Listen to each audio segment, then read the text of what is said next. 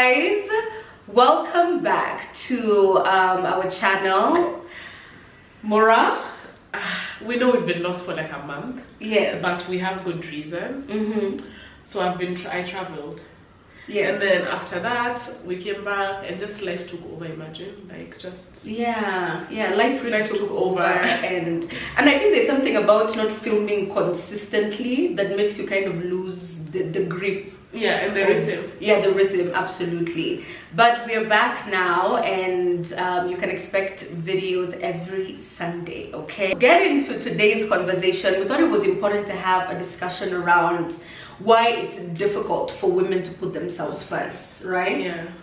I think maybe we can give background. How did this come up? How did we think of doing this video? But it was a conversation we were having on the phone, and I was telling Kayla, I don't know if this is a little too transparent, but oh well. I was telling Kayla about some guy. Yeah. And I was telling her, like, and I was explaining to her the situation. And she was like, I don't know why women find it hard to put themselves first. Just telling you can't do it, it's not working for you. And it's not working for you. And I was like, but you know. And she was like, no, what? But is it working for you? And I was like, hold on, let me think about it. And so it was like our natural instinct, or how we've been socialized. You always put other people's needs and wants ahead of yours. Yes. You don't think of yourself as the primary character in the story. Yes. Yeah, so maybe we can continue from there. So maybe I can ask you, how does not putting yourself first manifest itself in our lives? I think it manifests not just in romantic relationships, but also in friendships. And I think how it practically manifests is just not being able to assert your needs in a situation, maybe because of fear, maybe because you're just used to being like a passive character in your own life, right? And I was listening to my sister's podcast, which we really love. Yes. And I really enjoyed this conversation that they were having. And I think it was either Courtney or the other one who said that women need to be afforded the freedom of being villains in their own stories, right? Oh. And she and then in another video she also mentioned, she was saying that for you to be a hero in your own story, you have to be a villain in someone else's story. And that really took me back to all the moments in my life where I've been in this environment. Where I've had instances, and I remember initially at the very onset when I was just kind of getting to know myself and becoming more self-aware and more confident in my identity and in my needs particularly, I would feel so guilty for making decisions that I knew were right for me, right? It's like I would feel like, oh my gosh, I really don't want to hurt this person, even when it's a friendship, because you're like, I don't want to hurt this person. I don't want this person to feel like, I don't love them or I don't care about them. So then you end up being in a situation that's very toxic, or very strenuous to your mental health, to your emotional well-being, because you're prioritizing the needs of other people before yours, right? Yeah. And when we're filming our very initial videos on the pick-me syndrome, one of the things that we said about pick-me's is they always prioritize the feelings of others to their detriment, right? And I feel like pick-me's have a serious issue with putting themselves first. Yeah, but I also feel like, especially that part where you said that sometimes you feel like you used to find it hard to talk about what you need from situations because you would feel like, maybe if I don't do this, this means that this person doesn't love me. And I think that's something we struggle with in our friendship. Oh, yes. Because Kayla used to find it hard to say what she needs. Yes, that's so like to say, true. I need you to do this. Yeah. Mora, I'm feeling unsupported like this. But me, I have no issue saying yes. So I'm like, so can we do this because I'm feeling a bit sad? Then we do this. But then Kayla would never say anything. And then she would feel bad by herself. And that's like, do I know that she's feeling bad? No. Yeah, you don't know. You don't know. And then you end up feeling very drained in every situation you're in. Even if a friendship, even if a relationship, you always end up feeling drained because you're the one meeting the other person's needs constantly, and you're not talking about your needs. And it's not like they don't want to meet them. Women find it hard to express them to other people. Yes, for sure. But I feel like for me, where that stemmed from was I felt like being low maintenance was something to be proud of.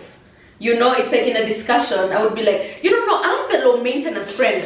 I don't have any expectations out of you, because I felt like if I constantly communicate that, I'm low maintenance, then that will give the friendship the room to thrive, because you wouldn't necessarily feel a burden to meet my needs. But I think weirdly enough, that also came from me maybe feeling pressured in certain situations where I would be like, okay, fine, even if I've fallen short in this regard, anyway, at the end of the day, it's not like me, I ever have any expectations. So you should be fine with the fact that maybe I just wasn't there for you this time, because I'm okay with you never being there for me. So me, this one time that I've not been there for you, yeah.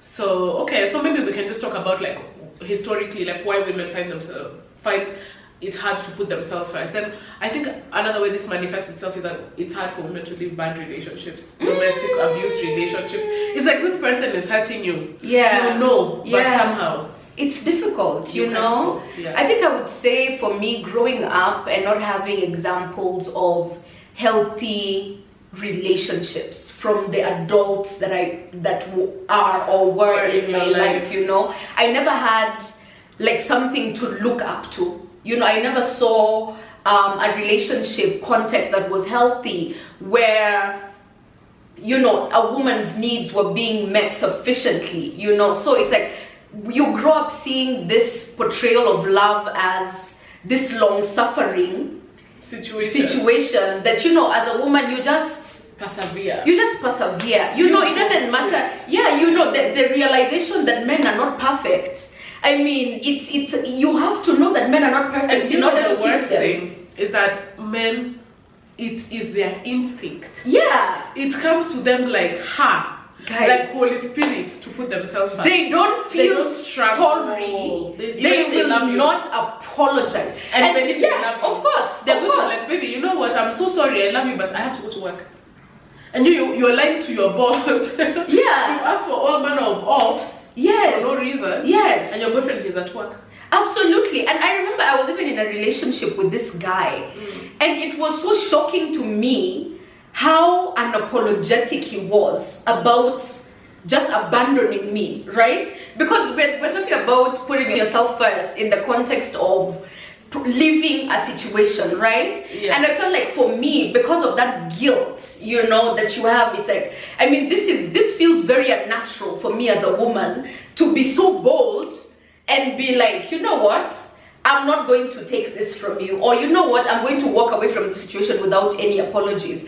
And I would feel so guilty and feel the need to over-explain myself and make sure that the person understands that this is something that I have to do for me, and make sure that even post that I'm still offering therapy services, still coddling their feelings, when for them it's like, I had to do what I had to do. I need to do what I need to do, and I hope you know that.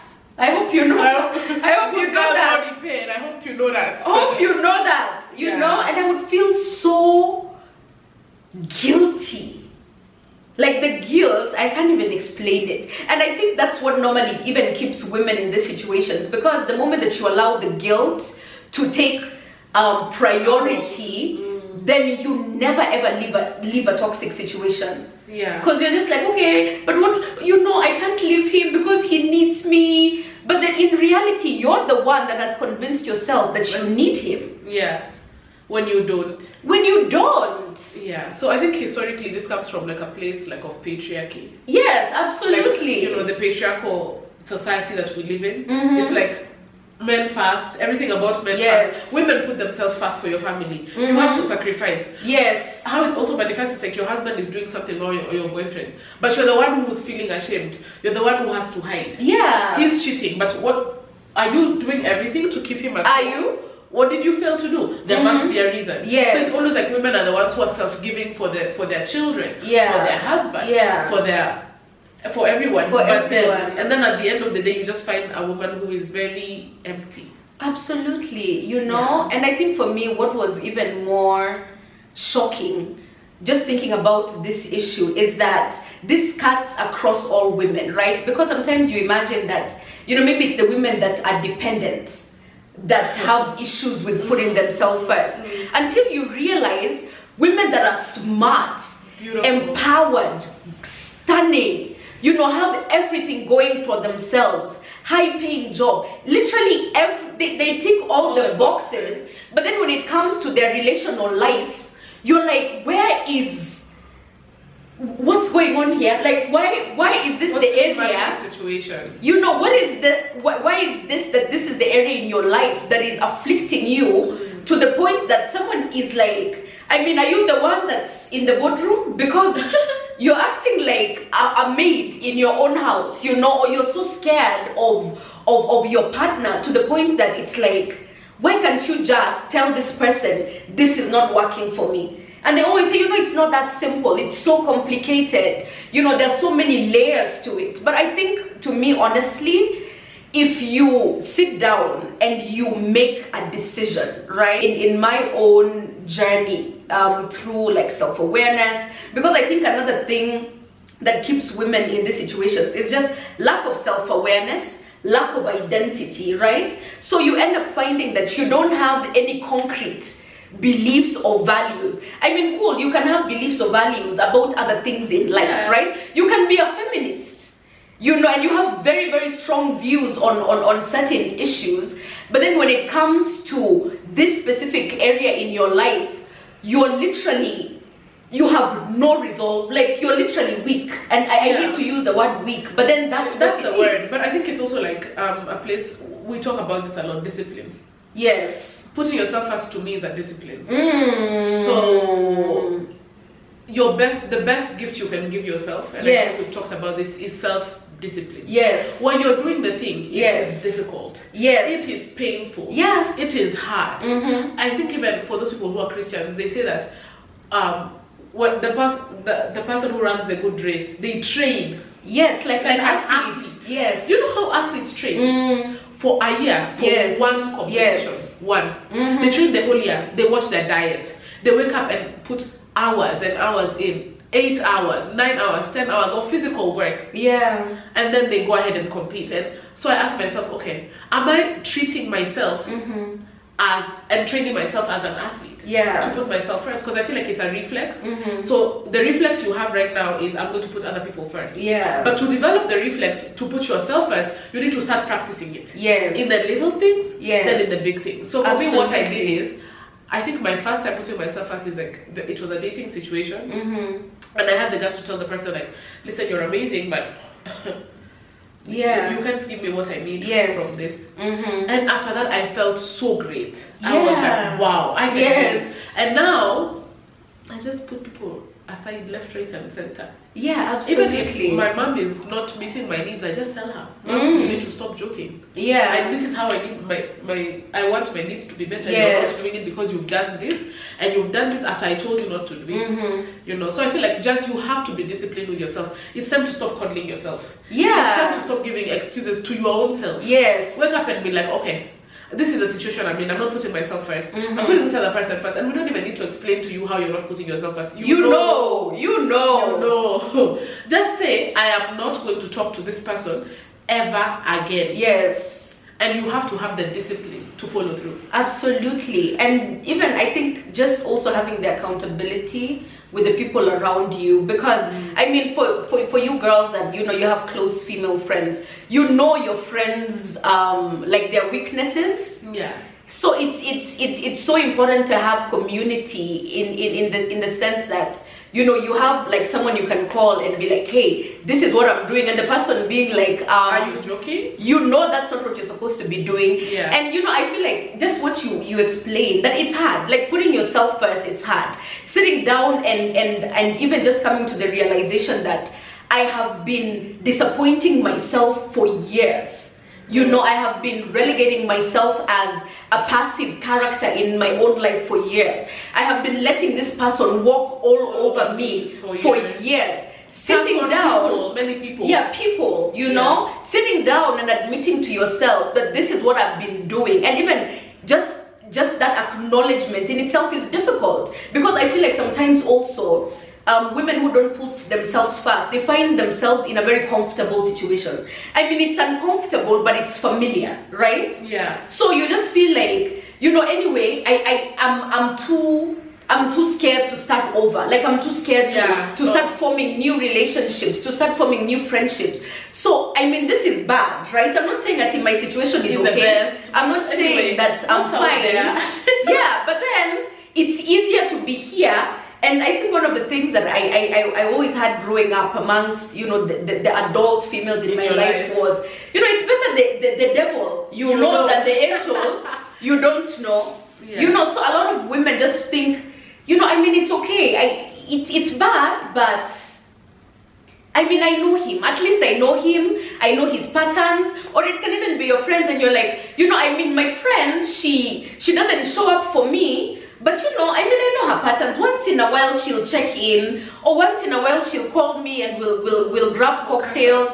But then we don't really have any fundamental strong relationship, and you constantly feel like you're the one that's reaching out, and the survival of the friendship is upon you. Of new yeah. Kayla, all the stuff you've said about just identifying the pattern and telling yourself, and identifying that you're familiar. So okay, I've already known that I'm not putting myself first. Yes. I've sat down in a brand meeting with myself and I have identified what's the next step. What do I do? I think the next step, first of all, is forgiving yourself, you know, and acknowledging that I did myself a deep injustice. A disservice, absolutely, by allowing everybody else to take priority before me. And then after that, you have to go on a self-discovery and self-awareness journey, okay? Because you cannot put yourself first when you have no clue what you need, okay? So you have to identify your hierarchy of needs, right?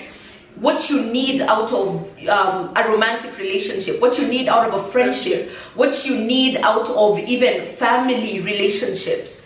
And then after that, you start now identifying how, or you start like kind of taking stock of the people in your life and the relationships that you have around you, and seeing how does this relationship compare with what my ideal life would look like. You know, how do I want to be loved? How do I want to be supported? How do I want people to show up for me, right? And then the moment that you see that, okay, this relationship is inconsistent with whatever I want, then it's very clear that you have to do something about it. Like you can no longer keep being in that relationship, or keep being in that friendship, or keep entertaining those people, and you just now start moving forward slowly. I mean, it's a very slow process, because I feel like for me it's taken me years. And you're still on it. I think the part where I've identified a lot of what you were speaking about, sorry you guys, I have a flu, so I may not be talking so loudly, is when she says,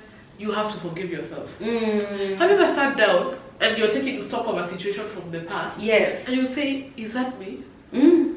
How did that happen? Well, I actually allowed this person to do this. Yes. I put myself in this situation. Wait, we're going to do another video with one of our girlfriends about taking accountability to yourself and telling yourself the truth. And you ask yourself, like, how did I allow this to happen? How is this my life right now? Me as Mora. And I felt like that a lot of times. And I felt resentful, not only of the situation, but sometimes even to myself. And then after that, after I already hate myself, now I'm even annoyed with myself. I step into worse patterns. It's like, okay, because I'm not forgiven myself. So I get into a loop of, I want to prove myself right. And then I get back into the bad situation just to prove myself, like, chest and shoulder, I'm the madam here. What are you talking about? So I think it's really important to forgive yourself. Absolutely. And that's really hard. It's hard to forgive other people. But to sit down and see how you betrayed yourself, you can't, I don't know. Maybe it's just me that was heavy for me. No, I think for me too, because I feel like a lot of the times, even I think when you're just on this journey, you're going to fail a lot, okay? It's not like you just wake up one morning and you're like, I'm putting myself first. No. you're going to find yourself, maybe going back to spaces that you had outgrown, because of one thing or another. And actually, one of the things I think that also really affect women when it comes to putting themselves first is loneliness and desperation. No, but that book, What a Time to Be Alone, it says loneliness and boredom. They create the worst spaces for going back into old situations. Situations that don't serve you. Yes, because you become desperate and now you start romanticizing old things. Old things, and you only, you nitpick the good things. The sweet things, and you're like, oh, that one time he brought from me flowers. You guys, let me tell you a story. I used to have this ex-person who every time before he would betray me, he would come to my house and bring me gifts or take me out. So I remember this one time I was at work during the weekend and he brought for me fruits. A fruit basket. You remember? And I remember those big ones. Big Nairobi Hospital. Not just small one avocado. Some 2 bananas, a big fruit basket. And the next day now, after I had already cried the whole night and been weeping all fucking night, my sister was like, okay, surely. Alituletea hizi matunda zetu comfort. Wakati amekubetray. Of course. And all I could remember after that situation was a fruit basket. I romanticized the fruit basket. And I used to talk about he cared when I was down and ill. If you really cared, you would have stayed with me. Exactly. If you really do, and I feel like one of the things that as women we just have to be honest with ourselves, it's not that deep. Like really, this love that we think we have experienced. There's a time I think I was driving and I was just replaying situations in my mind, and I was telling myself, Kayla, if it was that serious, okay, I need you to listen to me. If this person loved you that badly, the way he was claiming and purporting to love you so deeply, he would have done the right thing, because men know what the right thing is. I'm telling you, and even this is just another situation that I extinguished only recently. And I was like, when you get into like a rut with a guy where you feel like he's no longer calling, he's no longer being intentional about meeting. It's like you feel like you're the one who constantly needs to initiate. The weight of the relationship is on your shoulder. And after you see relationship, sometimes it's even the talking stage. Can you imagine carrying burden in talking stage? No, I can't imagine. Madness, absolute madness. And I was like, the day that this person, the first time they wanted to meet me, I had been dodging calls because I was like, I'm really not sure. This person, he would call me. I'm like, oh, I'm so sorry. I forgot. I'm busy. This is 10 minutes to us meeting. I'm like, oh, sorry, I won't make it. He's like, it's okay. Tomorrow? Are you free at 1?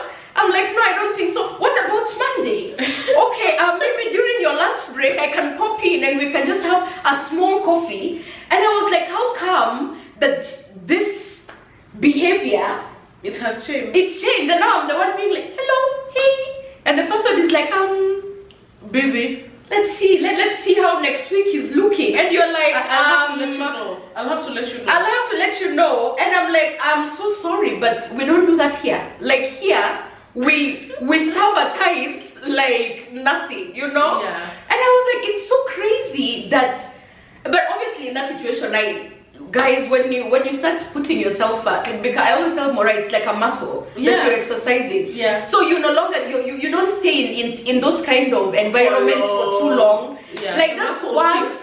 Just once somebody reveals to you one small thing, you're like, it's okay. It's okay, you can just go. Like, it's okay. There's no need, actually. There's it's no fine. Space anyway. Yeah, there's no space, and I completely understand if you're busy, it's okay. It's okay, you're busy, work. Yeah. So I think like just getting out of the situation, I would, if it's me, I would take the radical approach. Yes. Yeah, because I'm telling you, doing it small, it does not work. Yeah, you have to just decide. Say, exactly. This is what I'm doing. Absolutely. Then you carry through. But if you want to say, I'll see. I'm gonna just do it slowly. 2 years later, you'll be there, and now you have a baby. So where are you headed? Oh my god. Where are you headed? Oh my god. Where are you headed? Guys, honestly, I think my heart really goes out to women with children. I think they really need a lot of grace and a lot of just love, honestly. So much Yes, love. Because, I mean, it's already challenging navigating adult relationships without a child. And now with a child? With a child, I don't know how they're doing it. I don't know how they're doing it.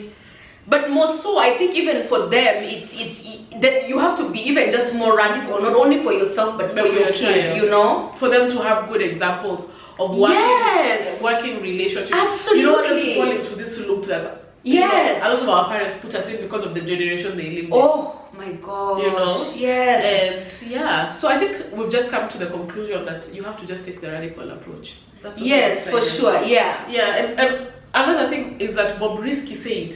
What did Bob Risky say? Bob Risky, who is one of my idols. we love her. We love her.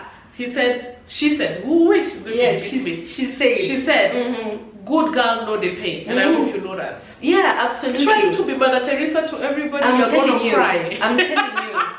You're gonna weep. I'm telling you, you're even understanding things that somebody has not given an explanation for. You understand. Before somebody apologizes, you have already forgiven and you're fully understood and you're like, I get it. You know, babe, you just have to understand. He's been going through a difficult time, and this season for him has been so challenging. That's why he had to, do what he had to do. But he's back now. He's back now. But I also feel like don't ever be under the illusion that people who you're putting first don't know that you're putting them first above yourself. Yes. They always know that you're going to pick them over you. Yes. And that's why they continue to do the things that they continue to do, because they know that you don't have another option. They know, I'll do this. Then she'll still be here. Of course. And so then they'll come and tell you, they'll come and bring you a fruit basket. And they say, baby, I'm so sorry. Yeah. Yes. It was so tough. Yeah. They know. Oh my god, they know. They don't know.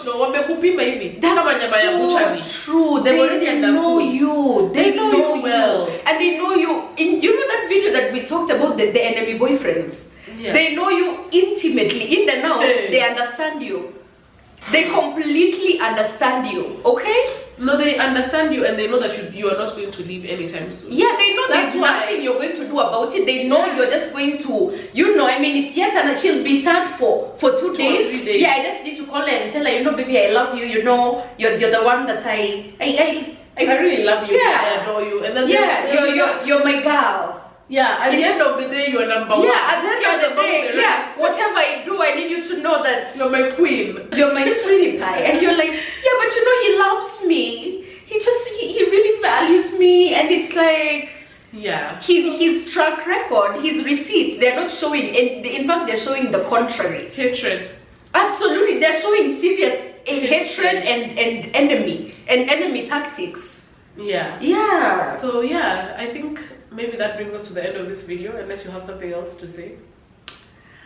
I think what I would have to say is, I think putting yourself first also requires a lot of faith, because sometimes, we cannot underemphasize how much fear plays a role in our decisions, just in daily life, right? Yeah. Because I think a lot of women are living in perpetual fear of, okay, what does the future hold for me? Okay, if I leave this situation, maybe this is the dad of, the father of my kids, or, this is the person that I've known the longest. What's going to happen to me beyond this? And I would tell you guys, as somebody that has, tried more often than not to put myself first, you never regret doing it. You never regret. It doesn't matter what you think you're losing. It doesn't matter if you think that person has, I don't know, money, I don't know, status, I don't know, what else do these people normally have that women feel they need to hold on to? Yes! A six-pack. They're doing bodybuilding, height, very handsome. Whatever it is that you think you're losing, I can promise you, it will never be compared to how much of yourself dies when you continue being in those situations. And there's always better. I know it doesn't always seem like that, but there's always better, guys. I promise you. Yeah, I agree. There's always better. Even if it doesn't feel like that, you have to trust and you have to believe that I might not see where this is leading to, but there's always better, and I am the best investment in myself. Yeah. I think what I would say is, just referring back to the verse, it says that the runners who finish the race are the ones that win the prize. Absolutely. So if you start and you stop midway, you have wasted your time. If you start, even if you don't finish quickly, but you finish, you will win the prize. An investment in yourself is always the best investment. And I think what I always tell myself is that it's always going to be better for me in my lifetime. Oh, we believe that. Every time. It is true. It is true. I'm telling you. It's true. I go from strength to strength. That's the fact. My enemies are looking at me with I go from strength to strength to strength. I go from beauty to more beauty to more beauty.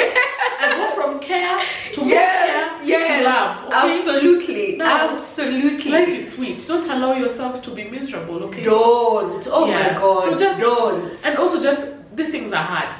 Call upon God. Tell him I am struggling to put myself first. God, Jesus, you died on the cross for me so that I would not have to do it. Exactly. God, help me to recognize your sacrifice in my life. And to put myself first. Exactly. You are persecuted so that I don't face persecution. Okay? But but you know these people, they usually have a Jesus complex, a Savior complex, Assistant Holy Spirit. Nobody appointed you.